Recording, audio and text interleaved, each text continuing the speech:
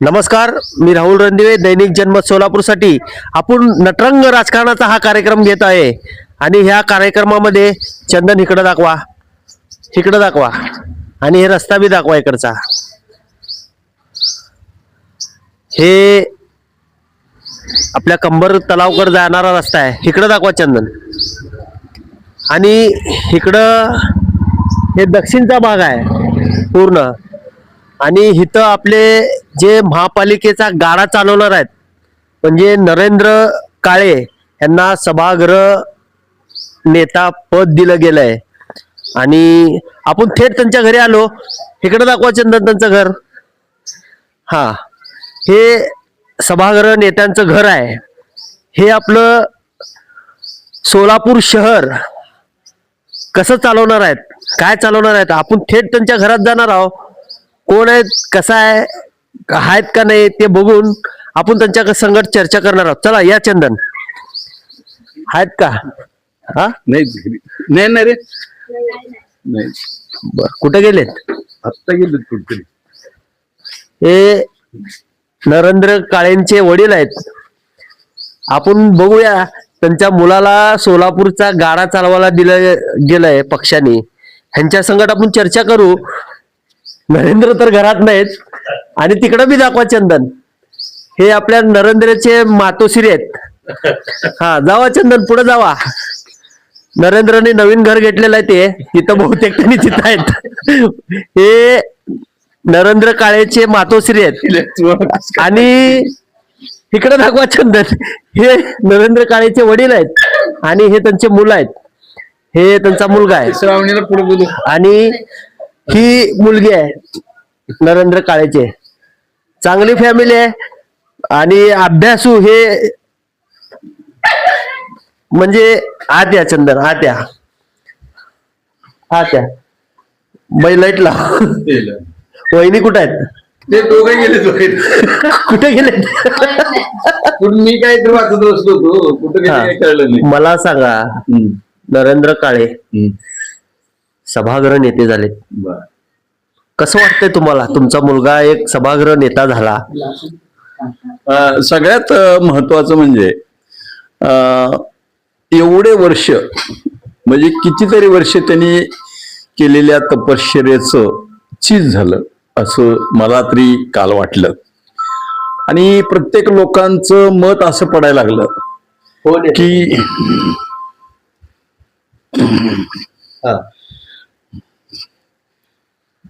Sir परत. आणि आपण डायरेक्ट आलो आणि विचार लागलो त्यांना. हा, तर त्यांच्या तपश्चर्येला फळ आलं. आणि प्रत्येक लोक मला विचारत होते की आता गटनेता झाला म्हणजे तो महापौर झाला. मी संभ्रमात पडलो. पण दिव्य मराठीला एक छोटस हे होतं 4 ओळीचं की गटनेता महापौर बनू शकतो. तो रात्री पुण्यावरून आल्यानंतर मी विचारलं, मी संभ्रमात होतो किंवा हे कसं काय, काहीच कल्पना नाही ना. राजकारणात कधी आपण लक्षच देत नाही. त्याला विचारलं, मग त्यांनी मला समजावून सांगितलं. आणि मग मला असं वाटलं की अरे, सभागृह नेता हा महापौर पेक्षा सुद्धा कार्य करण्याच्या दृष्टीतून अतिशय उत्कृष्ट आहे. याला सभागृह नेत्याच्या माध्यमातून सामान्यातल्या सामान्य माणसापर्यंत जाऊन पोहोचता येईल आणि कार्य करता येईल. त्यामुळे ह्याचं जी कार्य करण्याची वृत्ती आहे ती जिवंत ठेवली जाईल.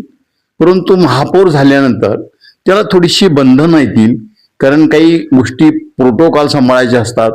त्यांना ठराविक ठिकाणापर्यंतच जाता येईल, अगदी झोपडीपर्यंत पोहोचता येणार नाही. आणि त्यांनी सांगितलं की सभागृह चालवणं हे कौशल्याचं काम आहे. आणि माझ्या अभ्यासाच्या दृष्टीने पक्षाने माझ्यावर टाकलेली जबाबदारी आहे आणि मी ती आनंदानं स्वीकारलेली आहे, असं साधारणपणे.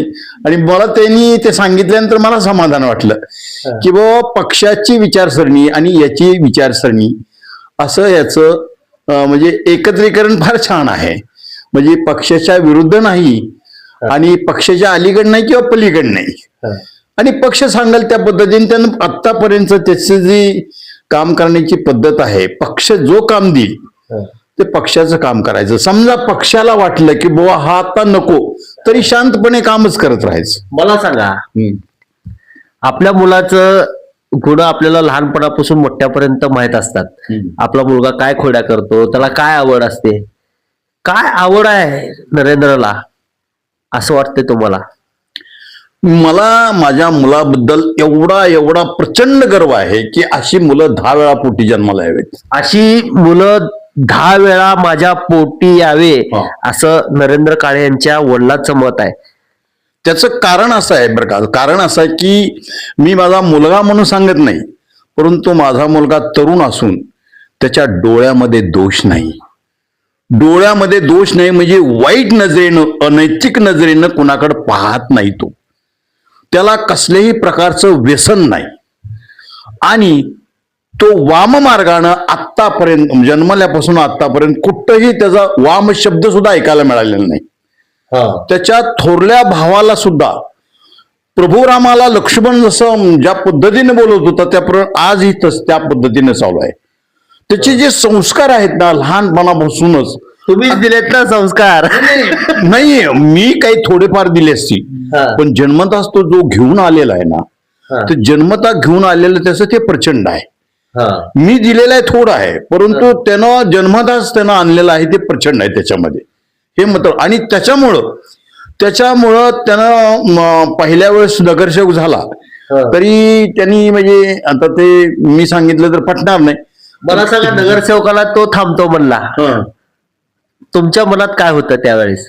त्यावेळेला माझ्या मनात होतं की बाबा तू एवढं कार्य करतोस, पण समाज कार्याची तुझ्या ओळख समाजापर्यंत पोहोचत नाही, कारण त्याचं लिमिटेशन आहे तुझ्या समाज कार्याला. पण तू नगरसेवक झाला तर तू सगळीकडे पोहोचू शकशील, घराघरापर्यंत पोहोचू शकशील, तर तू उभा राहायला पाहिजे. तर बरेच जण म्हणायचे, त्याची आई म्हणली काय करायचं आपल्याला, आता कुठं तू काम करायला लागलाय आणि कशाला.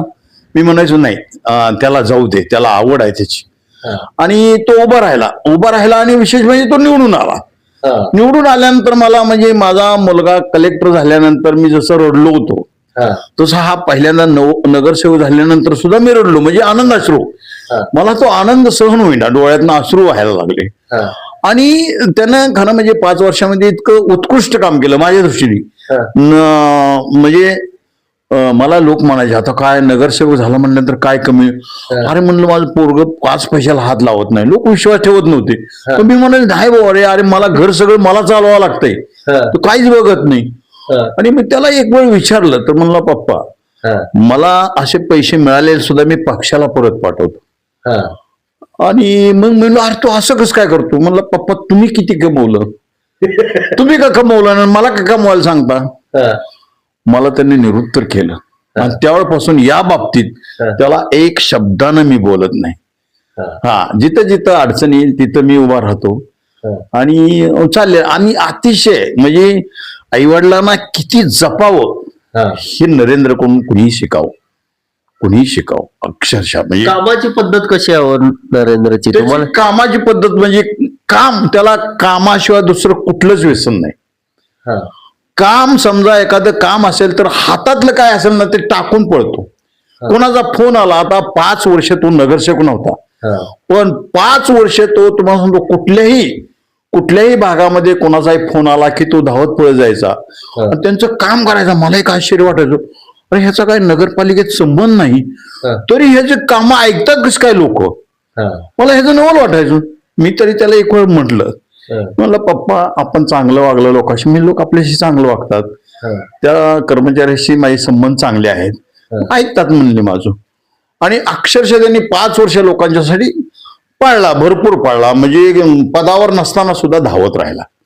हे त्याचं वैशिष्ट्य आहे. त्यामुळं मी ज्यावेळेस तो आता उभा राहिला त्यावेळेस गल्ली बोर्डामध्ये त्याचं नाव होतं नरेंद्र. इतकं नाव की विचारतो. आणि मग त्याचं नाव ऐकून मला अक्षरशः भरून यायचं, अरे किती मुलांनी आपल्या कमवलंय. म्हणजे तुमच्या पक्षात जास्त नरेंद्रचं नाव घेतलं जात होतं? फार नाव घेतलं जातं. प्रचाराला गेलतो का नाही नरेंद्र? प्रचाराला फिरलो ना मी फिरलो. मी कशाला म्हणजे लपून कशाला फिरू, मी फिरलो, भरपूर फिरलो. मला या वयात सुद्धा मी भरपूर फिरलो. म्हणजे पोरासाठी तुम्ही फिरला? भरपूर फिरलो. मी कानोसा घ्यायचो, कुठं काय चाललंय कुठं काय चाललंय. हा. पण प्रचंड प्रतिसाद होता, प्रचंड. आणि लोक म्हणत होते, लोक गेल्यानंतर मी म्हणा, अहो तुम्ही काळजीच करू नका हो. अहो आमच्या ह्या सोसायटीचे त्यांनी काम केले, आम्ही त्या सत्कार केलाय. आमची मदत त्यांना. आता त्यांना अख्खं शहर सांभाळायचं आहे. कसे बरोबर का नाही? कसं वाटतंय तुम्हाला अजून? नाही, आनंददायी म्हणजे कसं की त्याच्यामध्ये जे गुण आहेत त्याला हे खत पाणी मिळालं, त्याच्यात आवड आहे. म्हणजे नरेंद्र महापालिका सांभाळू शकतो 100%. अहो त्याचा अभ्यासच आहे. अभ्यासाशिवाय तो प्रकट होत नाही. हो, आधी अभ्यास करतो. आता विचार करा, काल परवाची गोष्ट. आता या नगरसेवक झालेल्या आनंदामध्ये लोक किती छानपैकी त्याचा आनंद लुटतायत. पण याला कुठे जर काय कंबर तलावाचा काहीतरी फोन आला, तिकडं पळाला. तिकडं ते नगरपालिकेमध्ये फोन केला, साहेब हे पाणी असं वाहतंय, हे असं वाहतंय, हे. मग तिथल्या लोकांना सांगितलं हे उद्या मशिनरी येणार, हे सगळं करणं. हे जे आहे ना त्याच्यातलं हे प्रचंड आहे, प्रचंड आहे. म्हणजे ह्याचं वर्णन मी करता येणार नाही. खरंच लय म्हणजे नरेंद्र काम करणारा माणूस आहे आणि कामाचा माणूस आहे. त्याला कायदे बी त्यांना भरपूर माहित आहेत नरेंद्रांना. आपण थेट बाजूच्या घरात जाणार आहोत. त्यांचे नरेंद्रचे मातोश्री आहेत आणि त्यांच्याकडे जाऊन आपण त्यांच्या संगत संवाद साधणार आहे. त्यांना किती आनंद झालाय, आपला मुलगा महापालिकेचा एक सभागृह नेता झालाय आणि त्याला महापालिकेचा गाडा त्याच्या हातामध्ये दिलं गेलंय. थेट जाणार आहोत या चंदन आणि विचारणार आहोत त्यांच्या मातोश्रींना, म्हणजे आमचे काकूंना विचारणार आहे किती आनंद झालाय. या चंदन या. हो का, ते अजूनही ठकाठक आहेत. मला पण हसायला इथं बसा बसा तुम्ही. मी इकडे बसतो, गादीवर मी बसत नाही. हा बसा तुम्ही. मला सांगा, नरेंद्र आपला सभागृह नेता झालाय, तुम्हाला कसं वाटतंय? छान वाटतंय, चांगलं वाटतंय. म्हणजे आपला मुलगा एखादा लहानापासून मोठा आपण केलो आणि सभागृह अख्खं महापालिकाचं सभागृह त्याच्या ताब्यात असणार आहे. महापौर आणि सभागृह नेते ह्या दोघांच्या हातात ती सभा चालते त्यांच्या अंडर खाली. तुम्हाला काय वाटतंय? काय सांगणार मी पहिल्यांदा. सांगा की जेव्हा सभागृह नेता त्यांना पद दिलं गेलं, तुम्हाला काय वाटलं? म्हणजे एकदम आम्हाला आनंद झाला. आम्हाला वाटलं होतं महापौर मिळेल म्हणून. बापरे, महापौर पाहिजे होतं पण सभागृह नेता मिळाला. हे दोघच चालवणार आहेत. मला कुठल्याही आईला वाटतंय की माझ्या मुलाला, माझ्या लेकराला चांगलं असावं, चांगलं पद मिळावं, चांगलं शिकावं असं वाटतंय सगळ्या. मला सांगा, नरेंद्र काळेचे खोडकेरे गुण कुठले कुठले आहेत आईलाच माहित असते. नाही, त्यांनी काही त्रासच नाही तसं काही केलेलं. लहानपणी कसं आपल्या मुलाला काय तर खोड्या करत असते, गोट्या खेळत असते, चेंडू खेळत असते, हट्ट करत असते. हट्ट काय आहे नरेंद्रचं? आता त्यांनी केलंच नाही काही.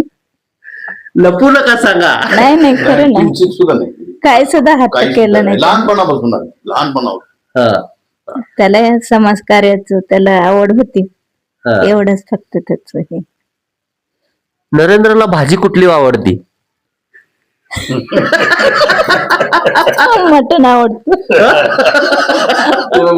चिकन मटण आवडतं. आवडतंय. कदाचित मी माळकरी असल्यामुळे त्याला मटण आवडत असेल. घरात सगळेजण माळकरी आहेत आणि पण तुम्ही एकटाच माळकरी आहेत आणि सगळे मटण खातात. हो, सगळे. आणि त्याचे मुलं बी खातात मटण. हो, तुम्ही खातो. सगळे खातात, मी नाही करतो. स्वभावात म्हणजे काय बदल नाही लहानपणापासून? काय हट्ट बी नाही? हट्ट नाही, काही नाद नाही कुठला. कपडे सोडून त्याला नाद नाही कसं. म्हणजे आता कपडे आवडतं जास्त. हा, कपड्याचं शौक मात्र आहे. अजून काय काय आवड आहे? आईलाच माहित असतंय की बाबा सून बी घरात आली तर हे माझ्या मुलासाठी मी हे करून देते किंवा ते करून देते, हे आवडतंय माझ्या मुलाला. काय तर तसं हाय काय नाही सून सगळं करते आमची. त्याला आवडीचं लागतं ती करते. हा. आता सभागृह नेते झाले, त्यांना अख्खं आता घर तर सांभाळायचं आहे, परत अजून ते महापालिकेचा बोजा तेवढा सगळा सांभाळायचा आहे. कसं वाटतंय तुम्हाला? करेल तो ऍडजस्ट सगळं, हा? घेईन सांभाळून सगळं. सांभाळील असं वाटतंय तुम्हाला? हो. हट्ट काय करतच नव्हता नरेंद्र. काहीच नाही. लहानपणी काय हट्ट करणारच नाही. काही नाही. म्हणजे नरेंद्र हट्टच करत नव्हता, त्याच्यामुळं नरेंद्रला सगळं. मला सांगा, कुठल्याच मुलांनी आमच्या हट्ट केला नाही. हा. कधी तिघं आहेत ना, भांडले नाही, काय नाही, कधीच काय नाही. एकमेकाची भांडण नाही, काही नाही ना, काही नाही. अजिबात. तुम्हाला मुलं किती? 2 मुलं आणि 1 मुलगी. हा. तो मोठा मुलगा काय करताय? तो कमिशनर आहे, कमिशनर आहे. कमिशनर आहे कलकत्त्याला. कोलकात्याला. हो हो हो. तुम्हाला माहित नाही तुमचा मुलगा कमिशनर आहे? नाही कलेक्टर म्हणत होते. कलेक्टरचा जॉईंट कमिशनर झाला, जॉईंट कमिशनरचा पुण्याला जॉईंट कमिशनर म्हणत होता. हा. मग पुण्यावरनं त्याची बदली कलकत्त्याला झाली. आता तो त्याचा ऍडिशनल कमिशनर आहे. हा. हा. आता त्याच्यात त्याला विमानतळाचा चार्ज आणि अंदमान निकोबार बेट हे एवढा चार्ज आहे त्याच्यावर, मोठा हेवी. हा. हो हो. तो IRS मधून गेला, इंडियन रेव्हेन्यू सर्व्हिसेस.